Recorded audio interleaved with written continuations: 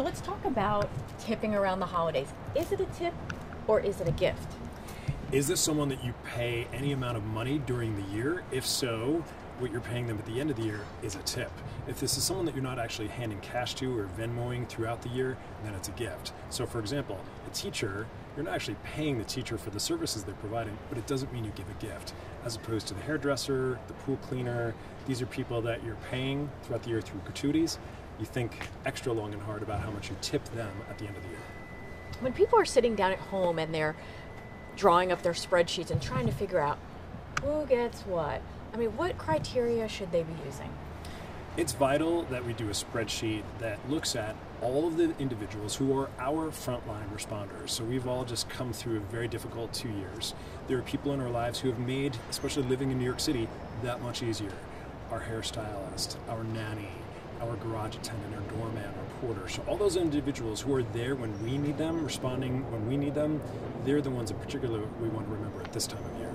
And what about people who live in the suburbs? How is it different?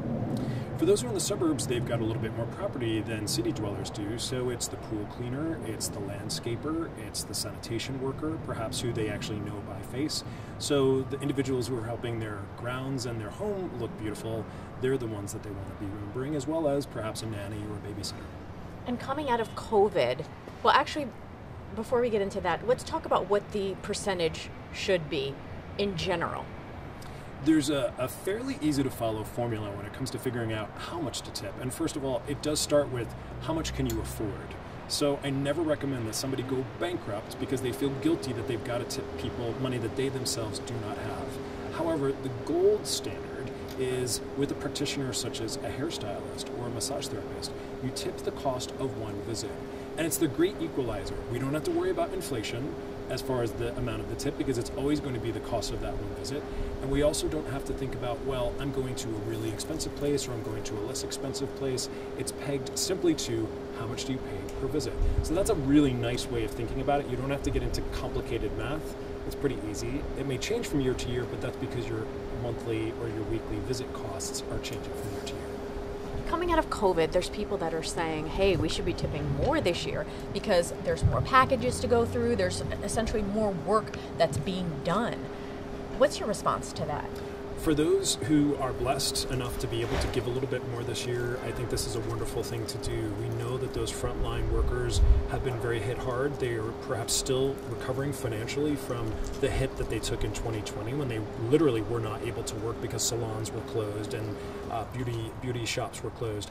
Now, if we are blessed, this is a great time to remember them. Again, they've made our lives that much easier and that much more tolerable as we've gone through as a culture, as a city, a really difficult period. Don't neglect them if you have the ability to think of them in an additional way. Let's talk about some no-nos. There are people who think it's okay to re-gift something as a holiday tip or even a holiday gift to some of these workers. I think we give what we can. And if the best you can do is a thoughtful regift, I'm in favor of that. Of course, cash is king. No one is ever going to say, no, I'd rather not have cash, I'd rather have a regift.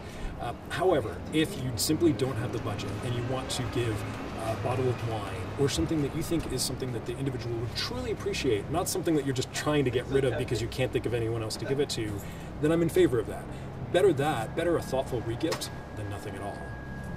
What are some of your no-nos, though, that you tell people? With respect to regifting, if you are going to regift, you're not going to do it just willy-nilly. I'm regifting you something, Thalia, because I think you would love it and really enjoy it. I'm perhaps even honest with you. I'm going to say, I got this at an event I went to last week. I already have one. I can't use it. But I thought of you immediately. I hope you like it. So you're being honest. You're taking off the original wrapping. You're taking off the original card. And if you're gifting within a gifting circle, you're not going to be giving the gift that you gave me, I'm not going to give to your best friend who happens to be in the same circle. Also, if there's anything that has a significant backstory, so the Afghan that your great-grandma knit for you, the Incan art that your friend who went to Peru brought back and you've never been to Peru. If there's a backstory, you better make sure you own that backstory and it's not someone else's backstory. Getting back to the figures, what do you say to people who say, you know what, it's just so darn confusing. I need to talk to someone about this. It Is it something we should talk about more? I think, for example, if you live in a building, if you live in a luxury high-rise or even a non-luxury high-rise, I would ask your neighbors, especially maybe you're new in the building, what do you typically give? I'm new here, or I'm never clear on this. Get a consensus. Again, you can never go wrong with cash. If you really don't even have the cash, you can truly never go wrong with a thoughtful card. If you really don't have it in the budget to give anything whatsoever, don't let that off you the hook. Don't simply think, I'm going to avoid the doorman for the next 4 months because I'm embarrassed I didn't give a gift. Give something. Maybe it's home-baked goods with a thoughtful card. If it's the nanny, if it's the babysitter, a gift and a card from the children adds a really nice touch. So we want to be thoughtful. We want to remember these individuals in some meaningful way. Again, cash is great, but if that's not in your budget, there are multiple ways we can do that, so don't neglect those alternative ways. And what about people who don't tip? I mean, should they expect that they're treated differently? Or, again, is this a gift? It's hard, there's like that fine line between gift and tip.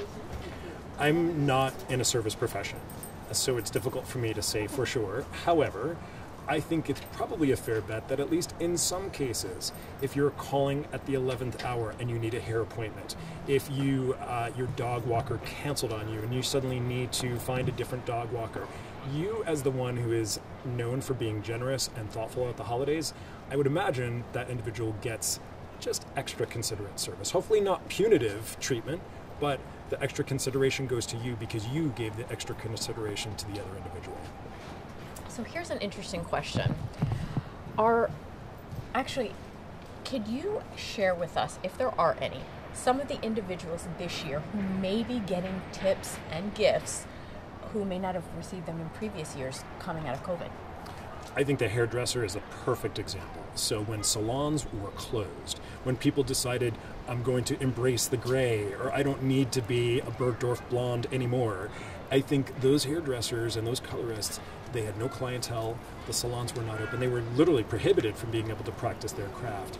And yes, salons have been open in 2021, and thank goodness for that, but they're still trying to make up for lost time.